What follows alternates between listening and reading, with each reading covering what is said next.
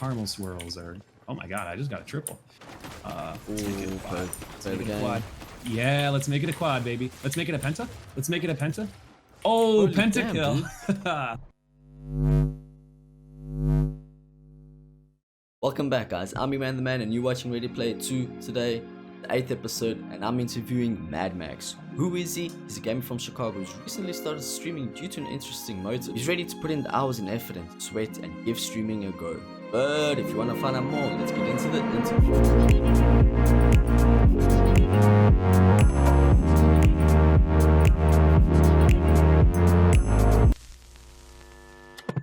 So guys, I'm joined here today with Mad Maxx. Mad Maxx, how you doing today? I'm doing well. How are you? I'm good, man. You ready for the interview? Yeah, I'm excited. I'm looking forward to having a nice conversation.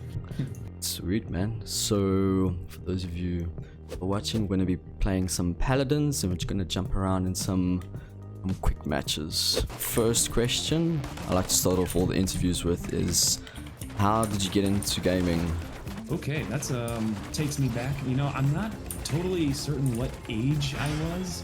We had an Atari in my basement, and I'd play games like Echo the Dolphin and like this Aladdin game that was on the Atari, and it was always like such like a burden for my parents because every time I'd want to play on the Atari, they'd have to like configure the TV for it and like unplug stuff and plug stuff back in.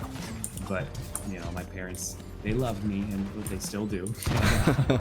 Barely knew like how to play these games, and it would just be like 45 minutes of me just like pressing a joystick like left and right, and like really not accomplishing anything.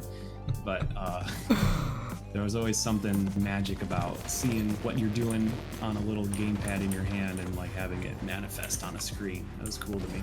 During like the Christmas time, we'd like visit some family, and I had a cousin, excuse me. There was a cousin who was really into Nintendo, and he had Smash Brothers Melee. My first game ever of Melee, I picked Pikachu, and I just stood on the edge of the map and pressed E the entire game.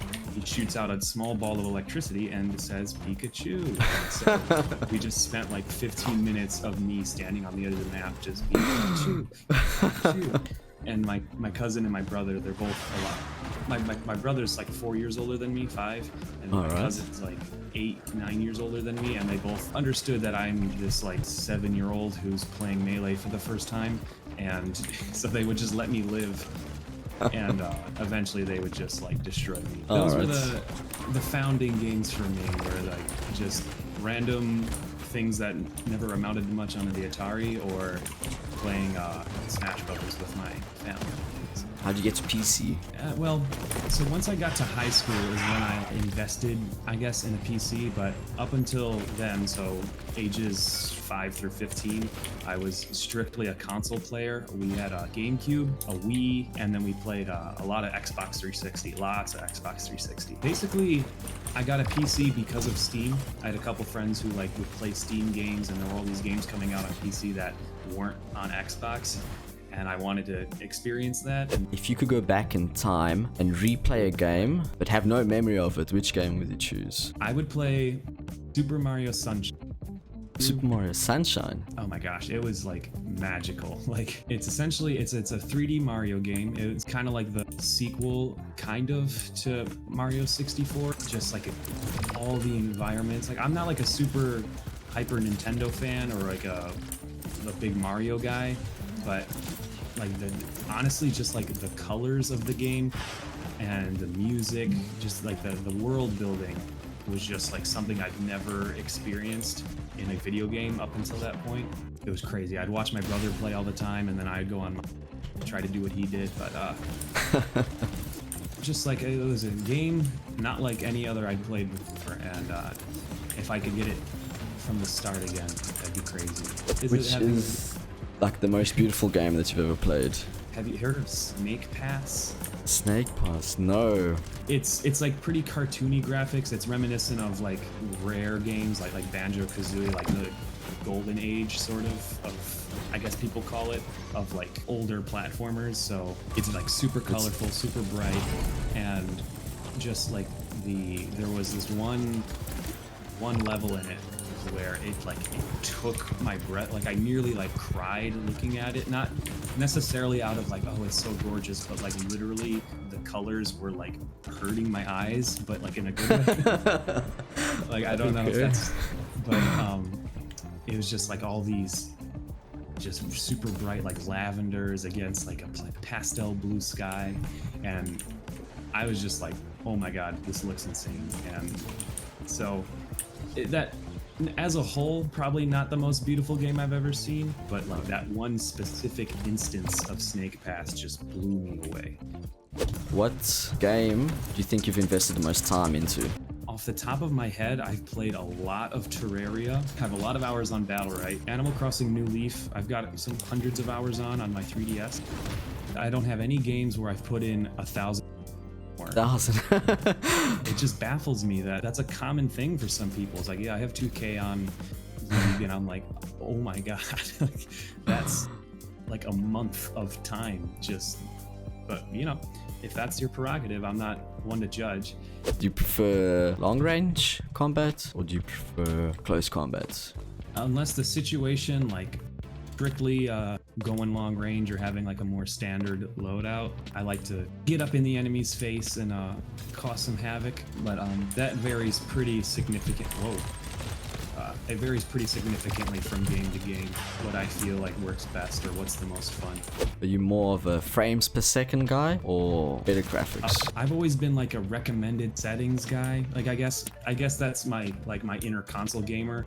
It's just going with like what the thing sets up for you, because if it ain't broke, don't fix it, I think the saying is. Yes. And so, but now I guess that I have the option, I prefer probably frames per second.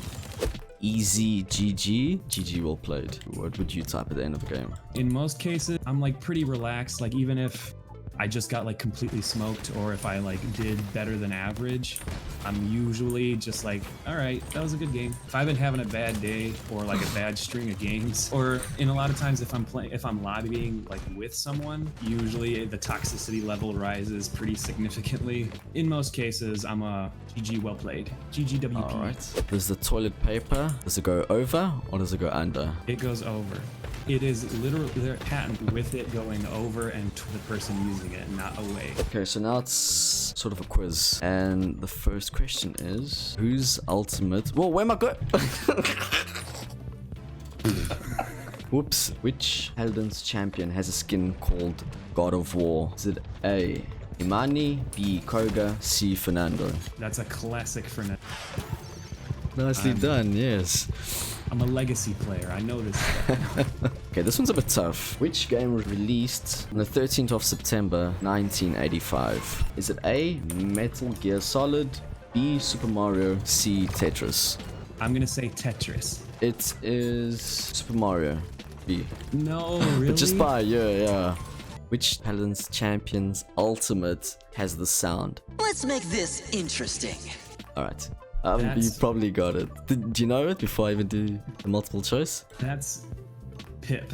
Yes, correct. Damn, dude. Nice. Okay, I thought...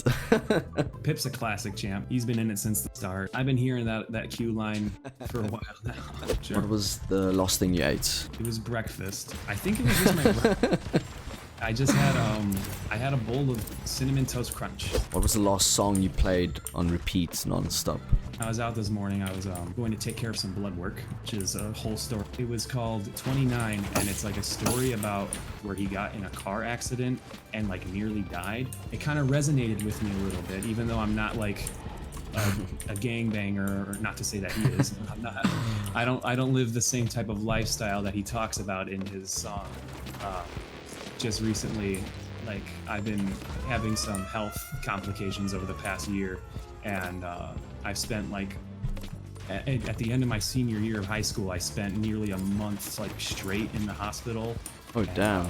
It was like super rough for me, and now that I'm on my like path to recovery, I kind of identified with the song in a sense of like, I'm not gonna let it keep me down. And the timing of the song coming on was like apt for the situation, and I just kind of I listened to it, and then I was like, once it ended, 2 songs later, I'm like, I'm gonna listen to that song again because I kind of liked it. And it's not, I do listen to other music, so I don't want that to be like a characterizing thing for me. But yeah, 29 by Bankroll Hayden. When was the last time you raged in a game?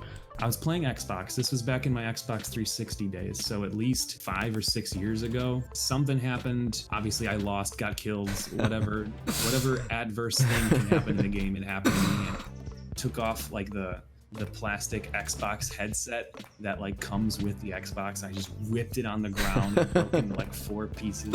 And my brother was like flaming me for the rest of the week because he's like, now we have to go buy a new headset.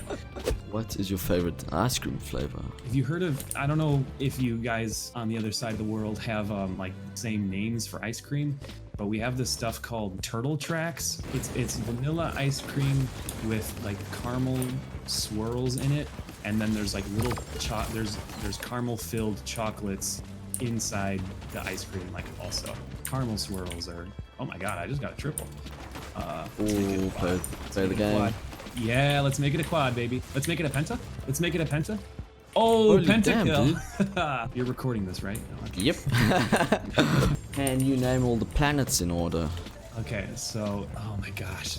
I'm gonna make a fool of myself. Mercury, Venus, Earth, Mars, Jupiter, Venus, Saturn, Neptune, Pluto. Oh wow, did you jump that or did I push you? What motivated you to start streaming? I was in the hospital roughly a month ago. My plans were to go away to a 4-year university for computer engineering, but then my hospitalization came up, and we finally, as a family, myself and my parents, we decided that it would be best for me to wait till my condition is fully cleared up and I'm finally healthy enough where I don't have to worry about any further hospitalization. So now I'm taking online courses out of communities, but all of my friends who are all healthy, sense that they don't have to be concerned about being hospitalized. They all are going away to school, and or at this point they are away at college. So I kind of came to the realization that I'm going to be like super lonely, and so I was in the hospital bed, and on my laptop I had some sort of gaming content going. I fell asleep with it on, but I was being woken up at like 6 in the morning for them to draw blood from me. Jeez. And it was this male nurse who was like, oh, are you into gaming? And I'm like, yeah, I play some games on my computer sometimes because I'm like super tired. And he's like, man, do you stream? Like, you should stream that. And I'm like, no, I've never really thought about streaming. I didn't get into that. And he's like, dude, because I've got this friend, man, and he streams and like he makes a ton of money. He's like, there's a bunch of ways you can get revenue, and like for every viewer you have, you make $1 an hour, which is completely false. That isn't true at all. Like, if that were true, I was like, whoa, where's this? Yeah, where did that money come? But, so clearly this wasn't the most educated male nurse on streaming, but I was thinking about it, and I'm like, well, I do enjoy like playing video games, and a lot of my friends and like people in my life have told me I'm pretty charismatic, and they enjoy talking with me, and they enjoy my personality. And I was thinking I'm gonna be pretty much like alone, and I'm gonna have more free time because I'm not gonna be going to school and to and from classes and everything. So maybe I should start streaming. Like, that could be fun. That could be a fun like hobby to get into, and a way to sort of have a fulfilling pastime. And it kind of falls in line with my interests already because I've been gaming for years, and like I mentioned on my Twitch page, I'm an entertainer at home. Theater, and I've done like performance art before and improv and stuff. Oh, okay. So I've dabbled in entertainment throughout high school. So I thought maybe I could actually be like mildly successful, or be actually like pretty decent at streaming. So I went for it, and now I'm 1 week in. I'm living the dream, baby. How does playing a game while you're streaming and playing a game while you're not streaming differ? Does it differ? Yes, significantly. It changes the way you sort of interpret a game when you're on camera and there's the potential of people watching you. You have to keep into account, it's like, okay, so not only is this what I'm seeing, but this is potentially what everyone else who's watching me is seeing. So what are they getting out of this? I getting, and how does my interaction with the game change the way they see it? So if you're really excited about something, or you're like, wow, that's really cool, or this is boring, or I don't like this, how does that change the way the people that are watching you feel about it? Because obviously if they're watching you for some reason. So your input inherently, at least the way I see it, your input kind of affects the way they see it as well. Before I would ever stream, when I play games, I pretty much sit silently. I mean, I'm sure a lot of people do. It just like, and if I get angry, I'm like, oh, that's stupid. And then I don't say anything for 10 more minutes.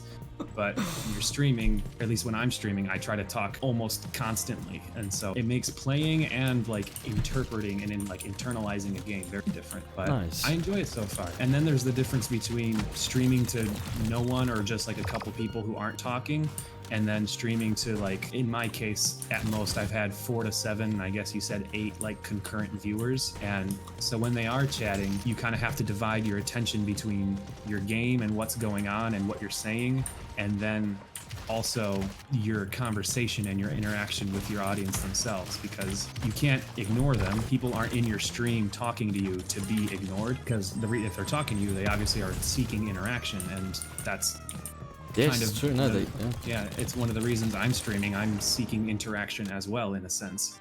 And so when I do have people talking to me, it's like, it's a little tough to divide but I try to keep like an understandable level of focus on the game, and also keep like a dialogue going with the audience. I don't want to say it's like, oh, it's super hard work, because I've been doing it for a week and I'm not, like I said, I'm not very well versed. But there's a lot that goes into it, and it's interesting and it's fun. Yeah. Who do you one day dream of collabing with, like a YouTuber or streamer? Oh boy. Honestly, I don't even watch Ninja or Dr. Disrespect, or I think his name's Asmongold, like the guy who's been going huge on World of Warcraft lately. Like I can't even name like that many other big streamers. Primarily, I just watch like the esports tournaments. Like I watch Smash Brothers tournaments and like Overwatch, and sometimes like Dota and League, but I don't really tune in very much to like specific streamers. So I don't know if I really have a solid answer of who I want to collab with, because I just don't know the scene that well, really. I'm still pretty new to it all. Alright, that's interesting. Yeah. Alright, fair enough. Alright, what words of encouragement can you give to anyone who's always wanted to stream, but they've never had the courage to start streaming? Okay. The world of being an entertainer and putting yourself out there as someone who's trying to like create content, or I guess in the specific case of live streaming, it's only really as scary as you make it out to be. Like in the end, you can't control like who's gonna tune in and who's gonna like comment and have things to say about what you're doing. Like when it comes down to it, it's all about like you and what you expect out of it. So if you put yourself in a situation where you will only accept success and you only want to stream this game and you only want these types of people tuning in and saying these kinds of things, there's a better chance of you not getting what you want out of what you're doing if you have really strict and refined desires. Take what you know you're capable of and what you know that you're good at, and try to make that what you focus on, instead of forcing yourself to fit your expectations. If you're not being wholesome and legitimate with your content, then I feel like you're more susceptible to not enjoy what you're doing. If you're not enjoying it, it likely will seep into the content you're creating, and it'll be noticeable that you're not enjoying yourself, or that what you're doing isn't wholesome. No, that brings us to the end of the interview. Max, I really appreciate you joining and accepting this interview and reaching out. I've really enjoyed it. I don't know what to expect. I'm thankful for you having me. I thought it would be a fun way to reach out and maybe learn something myself, and maybe be able to share some of my thoughts. Before we end, do you have any shout outs? So you can catch me on Mix or Max. There's 2 X's on that Max, and both M's are capitalized. From there, you can find my Instagram. You can find my Discord. I've got a pretty consistent schedule going. I'm in Central Time of the United States of America, and I stream Tuesday, Thursday, Friday from 5 to 9 p.m. And on weekends, I go from 10 a.m. to 2 p.m. Right now, I've been streaming primarily Paladins. I streamed a little Skyrim last week, and I'm really into Gears of War 5, which just came out, so I'm thinking I'm going to start streaming that soon. So feel free to tune in if you'd like and say hi. Love to see you there and maybe interact and talk with you guys. So thanks. Once again, thanks for watching, guys. Make sure to check out all of Mad Max's socials linked below, and also check out my socials if you're interested in keeping up with the Ready Player 2 series. I do have more interviews coming up, and if you're still watching up to this point, you're a legend. Sweet.